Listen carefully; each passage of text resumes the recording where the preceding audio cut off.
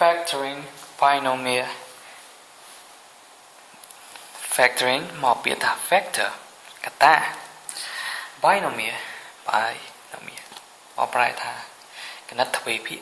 យើងឃើញពាក្យថា by មានន័យថា2គឺជាគណិតទ្វេភាគហើយ different or square different មានន័យថាម៉េចអស្ថិរភាពមិនដូចគ្នាដូចกับភាពអ្វីមួយហើយ square តា square អ្នកទាំងអស់គាត់យល់ច្រឡំថា square ជាអ្វី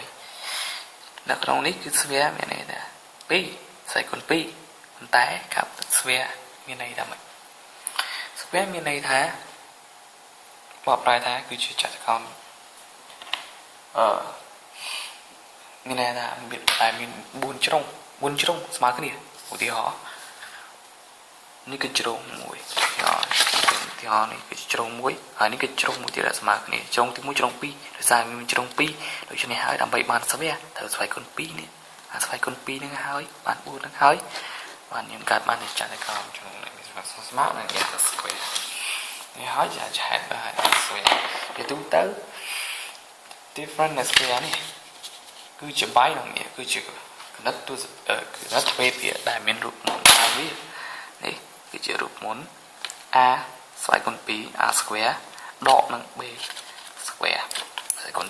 2ហើយមួយនេះ a នេះធម្មតាអាទាំងពីរហ្នឹងមកធ្វើមួយហ្នឹងត្រូវបានគេឲ្យឈ្មោះថា perfect square យ៉ា perfect square a ស្វែងគុណ2ហ្នឹងគឺជា perfect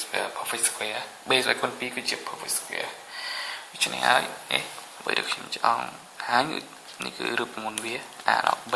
ហើយគុណ2ស្មើនឹង a ដក b កតាឲ្យ a បូក b នេះគឺជារូបមន្តវាសួរថាមិនបានអញ្ចឹងនេះខ្ញុំសម្រាយឲ្យមើលហេតុអ្វីបកស្រាយថាហេតុអីបានជា a ស្វែងគុណ2ដក b ស្វែងគុណ2ស្មើនឹង a កតាដក b បូក a ដក b កតា a បូក b a ដក b កតា a បូក b អញ្ចឹងគុណមក a គុណនឹង a គឺស្មើនឹង a ស្វែងគុណ2 a នេះដដែលចូលមកគុណនឹង b a ជាចំនួនវិជ្ជមានហើយ b ជាបូក b ទៀតវិជ្ជមានទៀតវិជ្ជមានបូកវិជ្ជមានគាត់ជាវិជ្ជមានដែរវិជ្ជមានគុណនឹងវិជ្ជមានគាត់ជាវិជ្ជមានបូកជាមួយនឹង a b ដក b គុណនឹង a វិជ្ជមាន b អវិជ្ជមានគុណនឹងវិជ្ជមានគាត់ជាអវិជ្ជមានហើយ a គុណ b ស្មើនឹង b គុណ a ស្មើគ្នាទេ b គុណនឹង b ទៀតដក b គុណនឹងបូក b ណាដក b គុណនឹងបូក b ដកគុណបកគាត់ជាដកគុណបូកគាត់ជាដកហើយបើ b គុណ b គាត់ជា b ស្មើគុណ2ហើយនេះ ab បូក ab និងដក ab សម្រួលចូលគ្នាមកស្មើនឹង a ដកនោះជាហេតុធ្វើឲ្យ a ដក b កតាឲ្យ a បូក b ស្មើនឹង a ស្វែងគុណ2នេះគឺជាការបកស្រាយឧទាហរណ៍យើងចង់ដឹងថាឧទាហរណ៍ x ស្វែងគុណ2ដក25ណាដោយសារតែ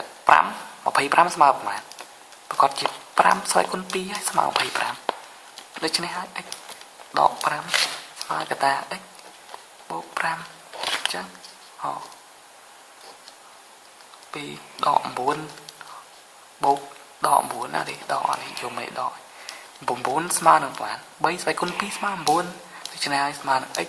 ដក3កតា x បូក3